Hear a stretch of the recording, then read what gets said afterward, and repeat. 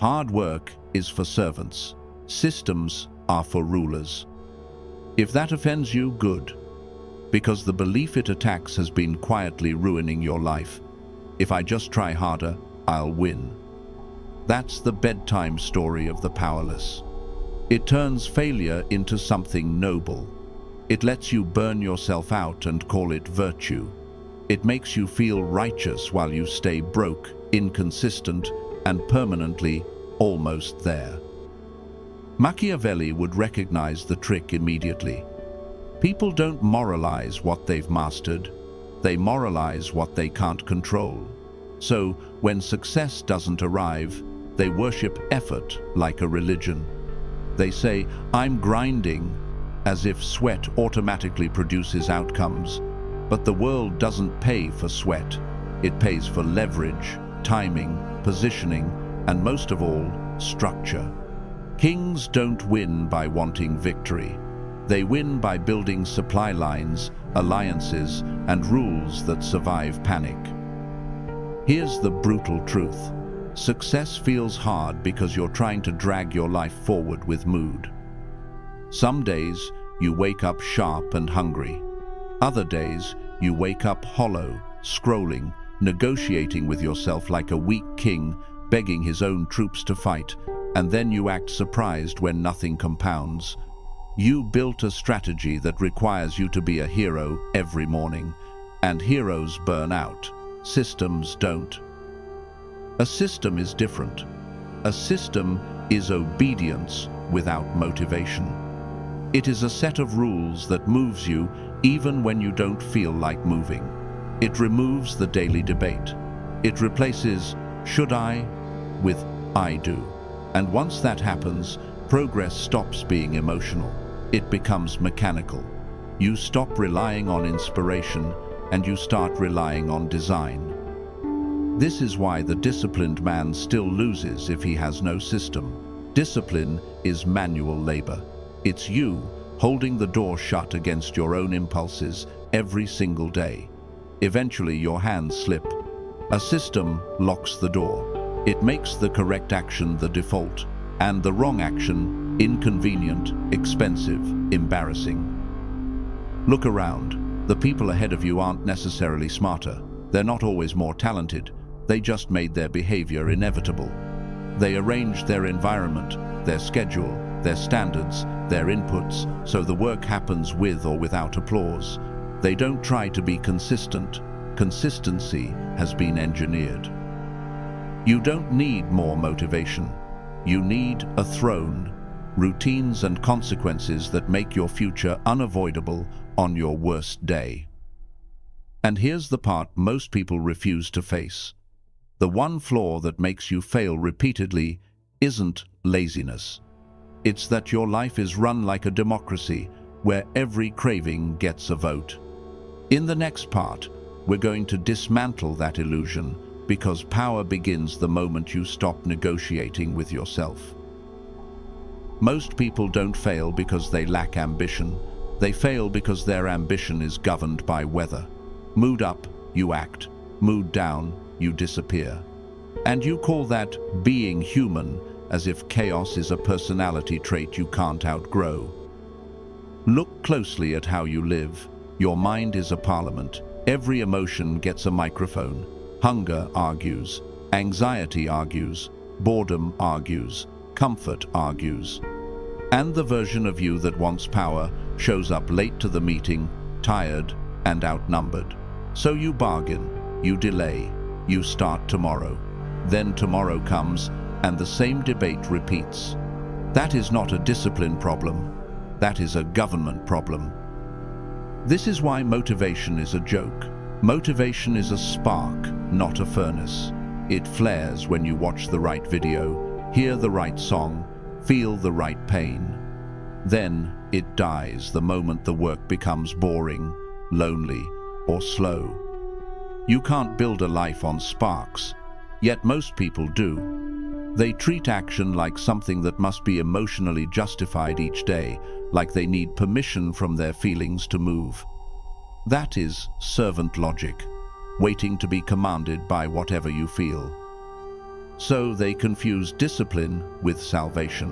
They say, "I just need more discipline," as if discipline is a magical substance you can inject. But discipline alone is manual labor. It's you wrestling your own nervous system every morning. It's white-knuckling through cravings, distractions, doubt, and fatigue. Sometimes you win, sometimes you lose. And when you lose, you don't just lose the day, you lose credibility with yourself. The next time you promise, your own mind hears it and smirks. That late-night regret you know too well, the scrolling in bed, the empty dopamine, the whisper that you wasted another day. That isn't just sadness. It's the sensation of being governed by the lowest part of you. You feel it because somewhere inside you, you know you're capable of more, and you hate that you keep proving you're not. That's why you can binge productivity advice and still stay stuck. Information doesn't govern behavior, rules do. You can know exactly what to do and still do nothing, because knowing is cheap. Execution is political. It requires authority inside your own mind. If the lowest minister, comfort, can veto your plans, then your plans are not plans, they are wishes, and wishes don't compound.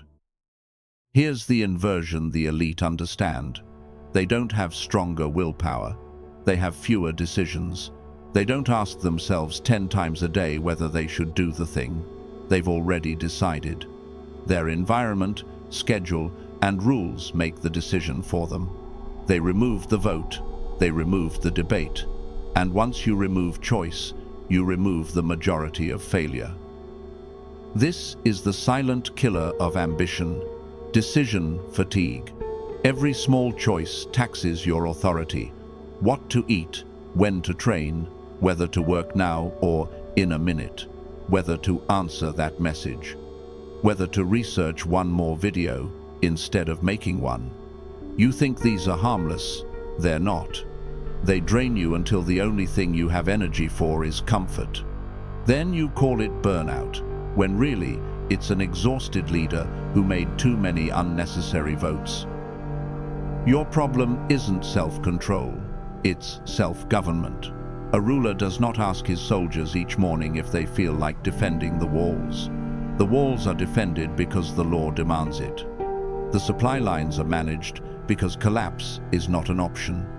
When you run your life like that, when your standards are enforced, not negotiated, you stop restarting. Notice the pattern. Every time you restart, it's the same reason. You were relying on feelings to do a job only structure can do. You weren't weak, you were unorganized, and that's fixable. In the next part, I'll show you the first system that changes everything, a structure designed to survive your worst mood, not your best. Principle 1 is simple, and most people will hate it because it removes their favorite excuse. Never build a plan that requires you to feel inspired. That's not a strategy. That's gambling. Inspiration is a luxury emotion, beautiful, rare, unreliable. If your progress depends on it, your progress will be rare, unreliable, and mostly imaginary. Another lie must be destroyed, that your best self is the real you. No, your real self is the version that shows up on the dull days, the anxious days, the days you feel heavy and slow and tempted to disappear. That is the man you must design for. Systems are not built for your peak mood, they're built for your worst mood. The elite understand something the weak refuse to accept. Weakness is not an accident, it's a schedule. It arrives predictably after stress, after poor sleep, after rejection, after boredom. A ruler does not pretend rebellion won't happen, he prepares for it. He stations guards, he reinforces gates, he controls supply lines. You must treat your own laziness the same way, not as a moral failure, but as an enemy force with patterns. This is where minimum viable action becomes your weapon. Minimum viable action is the smallest action you can do, even when you feel broken, embarrassed, or empty. An action so small, it removes negotiation. Not the ideal version, not the perfect workout, not the full deep work session. The minimum standard that keeps the chain unbroken and your authority intact. Because here's what destroys people: not missing one day. It's what missing one day does to their identity. The moment you break your word to yourself, you teach your nervous system a lesson. Your commands are optional. Your future self becomes a liar in the eyes of your present self. And once that happens, every goal becomes harder, because you're not fighting the task anymore. You're fighting your own credibility. So you set standards that cannot be debated. If you train, you do not try to work out. You have a floor, a minimum. For example, 10 minutes, one set, a walk around the block, something you will do even if you hate it. The point is not the calories burned. The point is authority maintained. You are proving to yourself, daily, that your rule holds even when you don't feel like it. If you write or build content, you don't wait for a perfect creative mood. You set a quota that is insultingly doable. 200 words, 1 page, 10 minutes of outlining. You sit down at the same time, with the same cue, and you produce something. Another lie must be destroyed. That consistency is a personality trait. Consistency is an engineered environment. It's a ritual with teeth. If you're building a business, you don't rely on when I feel confident. You set outreach minimums, 5 messages, 1 call, 1 proposal. Not because it's glamorous, but because it's inevitable. Most people avoid outreach because it threatens their ego. They protect themselves with silence and call it planning. But the system doesn't care about your ego. The system cares about output. Now, minimum viable action is only half the principle. The other half is non-negotiable standards, rules you refuse to argue with. Pick a time window, pick a trigger, pick a consequence. For example, when I make coffee, I open my laptop. After lunch, I walk. Before bed, I prepare tomorrow's first task. Your life must start running on cues, not feelings. Feelings are too easy to counterfeit. Your mind will manufacture a reason to delay, and it will sound intelligent. That's why you need structure that doesn't listen. This is also how you conserve energy. Energy is scarce. Willpower is scarce. You don't spend rare resources on daily debates. You spend them on execution. You simplify. You reduce options. You remove the choice to betray yourself. A system that survives your worst mood doesn't make you a robot. It makes you sovereign. It ensures that even when you are weak, your direction remains strong. In the next principle, we go deeper, because even with a minimum standard, most people still fail for one reason: friction. They made the right action noble, but difficult. And difficulty is where intention goes to die. Principle 2 is where most disciplined people get exposed. Remove friction, or you will lose. Because friction is the silent tax on every intention. It's not dramatic, it doesn't announce itself. It's the extra click, the messy desk, the missing file, the unclear next step, the "I'll set it up later," and it kills more goals than laziness ever will. Another lie must be destroyed: that failure comes from lack of desire. Most failure comes from too much resistance between you and the first action. Think about how your days actually collapse. You don't quit because you hate the goal. You quit because starting feels annoying. The gym bag isn't packed. The script isn't outlined. The laptop is full of tabs. The project folder is chaos. You sit down to work and you're immediately hit with 10 micro decisions. Where to begin, which tool to open, which version is the latest, what the next step even is. That mental clutter creates fatigue before the work begins. And when you feel tired, you default to comfort. You call it procrastination, but it's friction doing its job. The weak rely on intention. The strong engineer ease. A ruler doesn't hope his army shows up ready. He controls the environment, he controls supply, he controls training, he makes the correct behavior the path of least resistance. You must do the same. If your environment is designed for distraction, you will be distracted. If it's designed for action, action becomes automatic. Control the environment, control the outcome. Here's the rule. Make the right action the easiest action. If you want to work out, don't rely on a heroic decision at 6 a.m. Put the clothes where you can't ignore them. Sleep with the shoes visible. Pack the bag the night before. Remove steps. Reduce the startup cost. Your nervous system hates effort before reward. So stop demanding effort before you've even begun. If you want to write or build content, create a default setup, a single doc template, a single folder structure, a single starting ritual. Open template, fill the first 3 prompts, write for 10 minutes. You're not being creative. You're building a factory. Factories don't wake up inspired, they run. If you're building a business, stop figuring it out every day. Create scripts, create checklists, create a pipeline. Batch the painful tasks together so you don't have to re-enter the mental state repeatedly. Outreach is hardest right before you do it. So do it in one focused block, then stop. Don't sprinkle it across your day like poison drops. That just keeps your anxiety alive. This is why elites use templates and checklists, not because they're boring, because they're efficient. Every repeated decision is a leak. Every time you reinvent the wheel, you lose energy you'll need later. And energy is the currency of execution. Now here's the darker part most people avoid.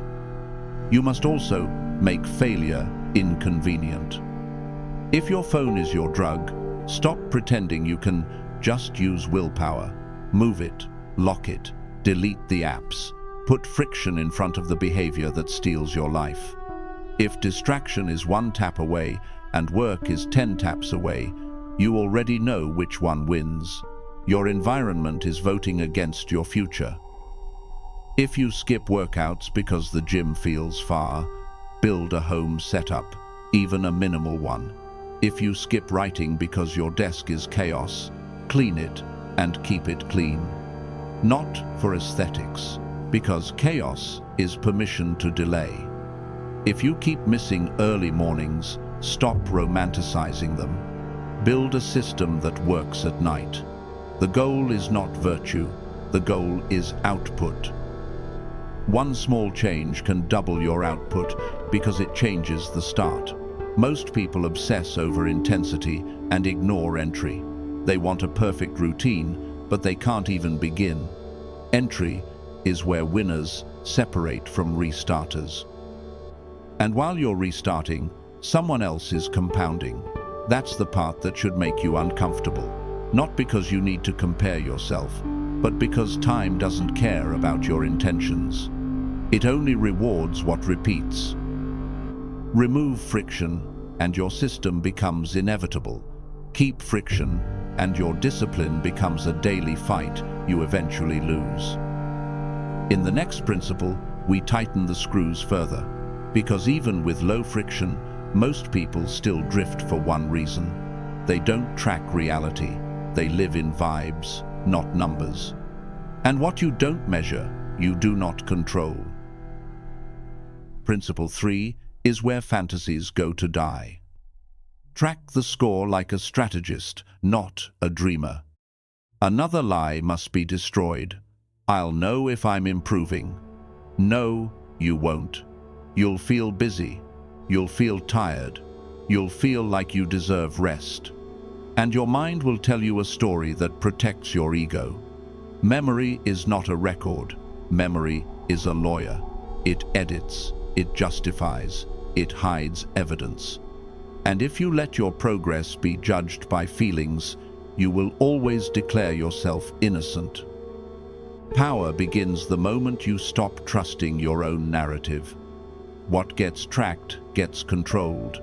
What doesn't get tracked becomes myth. And myths are where goals go to rot. This is why most people live in fog. They can't tell if they're moving forward or just moving. They can't tell if last week was better than this week. They can't tell what actually causes their energy to rise or fall, so they repeat the same mistakes, then act surprised when the same life repeats back. If you can't measure it, you're bleeding time. Not dramatically, quietly, the way a small leak sinks a ship while everyone argues on deck. A ruler would never run a kingdom on vibes. He would know the supply counts, the troop readiness, the tax flow, the threats at the border.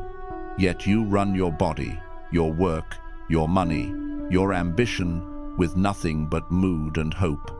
Then you wonder why you feel out of control. Of course you do. You have no dashboard. Start simple. You don't need a complex system. You need king metrics, 3 to 5 numbers that tell the truth about your life. Sleep is one, not because sleep is healthy, but because sleep is leverage. Sleep determines hunger, focus, impulse control, mood, discipline, recovery, track hours, and consistency. If you're sleeping like chaos, your system will behave like chaos. Training is another, not I worked out sometimes. Track sessions, track total minutes, track a minimum floor. The body is the first empire you rule. If it's weak, everything downstream is weaker. Deep work is another, not I was productive. Track focused hours where you create, build, learn, or execute without distraction. Most people do not lack time, they lack uncontaminated time. Their hours are shredded into fragments, and then they wonder why nothing meaningful emerges. Outreach or revenue actions, another king metric. Not I'm building a business. Track the actions that generate opportunity. Calls made, messages sent, proposals delivered, offers presented. A dreamer counts intentions, a strategist counts moves. Content output, if that's your world. Track scripts written, videos published, shorts posted, edits completed. Output is the only proof you exist in the market. Everything else is private fantasy. Here's what happens when you track. Your identity shifts. You stop being a man who wants success and become a man who produces evidence. You become the type of person who keeps receipts. And receipts are power, because they remove debate, they expose patterns, they show you exactly where you lie to yourself. Because yes, most of your struggle is self-deception. You tell yourself you're trying, but the numbers show inconsistency. You tell yourself you don't have time, but the numbers show distraction.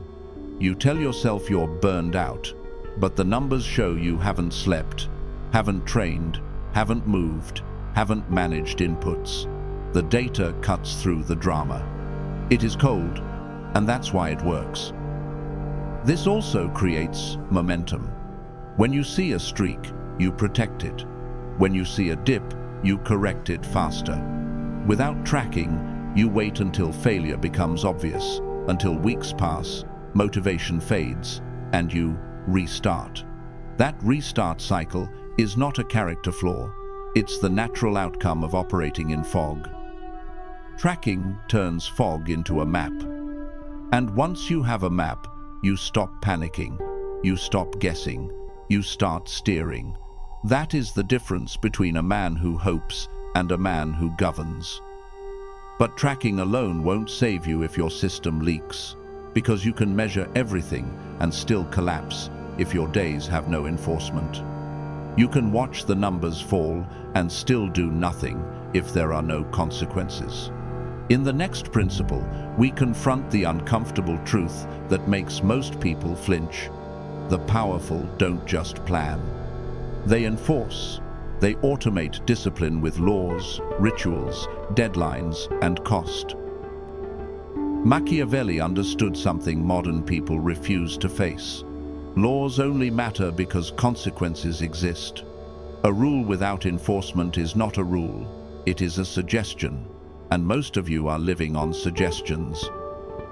You have goals with no penalties. You have plans with no deadlines. You have standards you break without cost. Then you act confused when your life doesn't change. Of course it doesn't. You taught yourself that your own commands mean nothing. In any kingdom, that would be the beginning of collapse. In your life, it's the reason you keep restarting. You don't need more information. You need internal law. Internal law means your behavior is governed even when your emotions rebel. It means the system does not ask how you feel. It moves you. It is discipline automated through rituals, deadlines, and consequences, so the decision is made before the day begins. Start with rituals, because rituals remove negotiation. A ritual is a repeated sequence tied to a trigger, done the same way, at the same time, no matter what. Not because it's spiritual, because it's mechanical. Coffee means laptop open. Shower means workout clothes. Sitting at the desk means the timer starts. Rituals are the rails that keep the train moving when your mind wants to wander. Then add time blocks, because a plan without time is fantasy. If the work can happen later, it will happen never. Put it on the calendar like a meeting with someone you respect. And be honest, you don't break promises to others like you break them to yourself. That should disgust you. It means strangers get more loyalty than your own future.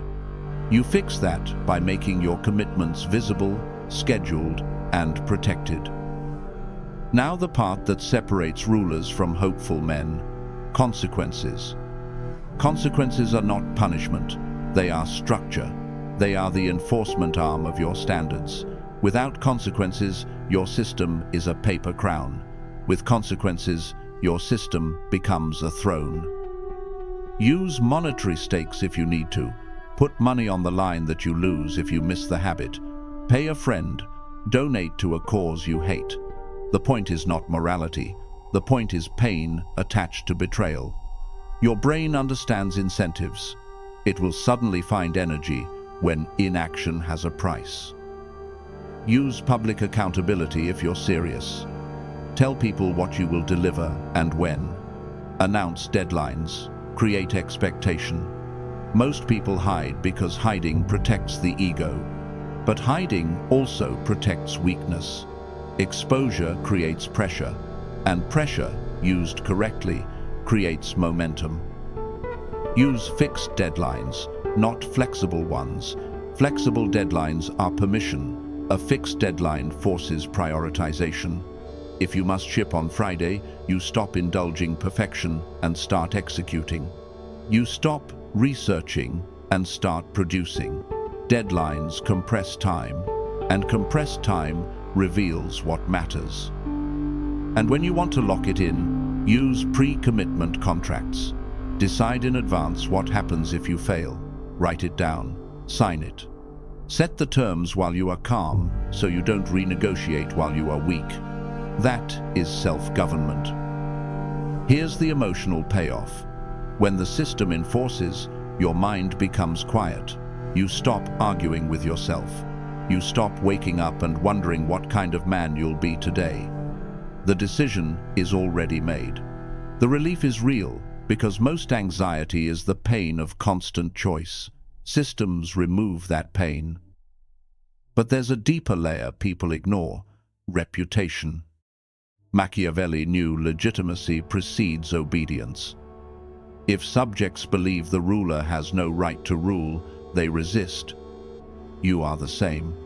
If your mind believes you don't enforce your own standards, it stops obeying you. Your confidence leaks, your presence shrinks, you become negotiable to yourself and to others. So every kept promise is political. Every missed promise is a coup. You are either building legitimacy or destroying it. When your reputation with yourself becomes strong, discipline stops feeling like force. It feels like identity. You do what you said because that's who you are, not because you're inspired, not because it's easy. Midway through this, you might feel a dangerous fear. If I build all these rules, will I become trapped? Good. That question matters. Because the final principle is what separates systems from cages, and it will determine whether your structure makes you powerful or makes you brittle. That's why you review the system weekly, not to negotiate standards, but to tighten them. Remove what's pointless, reinforce what works, and raise the floor slowly. A ruler updates defenses after each attack, not before, so the kingdom lives. This is what Machiavelli understood, that modern self-help refuses to say out loud. Virtue doesn't run kingdoms. Order does. Structure does. Enforcement does. People don't follow the man with the best intentions. They follow the man whose rule is real. Your life is no different. Systems aren't a productivity hack. They're legitimacy. They're proof that your word has weight. And once legitimacy is established, power flows through you naturally, because you are no longer negotiating with yourself like a nervous servant. You are governing. Most people live in a permanent state of trying to wake up early, trying to be consistent, trying to focus, trying to stop scrolling, trying to build something. Trying is the language of men with no laws. It sounds humble, but it's weak. Trying means the outcome is optional, depending on mood, energy, and excuses. And the world can feel that in you. So can everyone around you. So can your own mind. A system changes your identity because it removes the debate. You stop asking, "Do I feel like it?" and you start living as a person who does it. That's the real transformation. From effort to inevitability. From emotional ambition to engineered behavior. And that's where compounding begins. Compounding is not motivational, it's mathematical. A small action repeated becomes a force. A minimum standard enforced becomes a foundation. A frictionless routine becomes momentum. Weeks turn into months. Months turn into years. And then you look up and realize success isn't hard anymore, not because life got easier, but because your behavior became automatic. Discipline isn't hard when it's built into the structure. It's hard only when you insist on making every day a battle. Here's the final reversal. The people you envy are rarely superhuman. They're simply organized. They arranged their environment so that progress happens without drama. They built systems that survive boredom, survive doubt, survive bad moods, survive bad weeks. And because of that, they don't rise to the occasion. They rise to the level of their structure. Always. So stop romanticizing struggle. Stop worshipping hard work as if pain is a payment the universe must reward. That's the morality of the powerless. If I suffer, I deserve. The world doesn't care what you deserve. It responds to what you enforce. You are what you enforce. If you enforce sleep, you become focused. If you enforce training, you become strong. If you enforce output, you become valuable. If you enforce standards, you become respected, first by yourself, then by the world.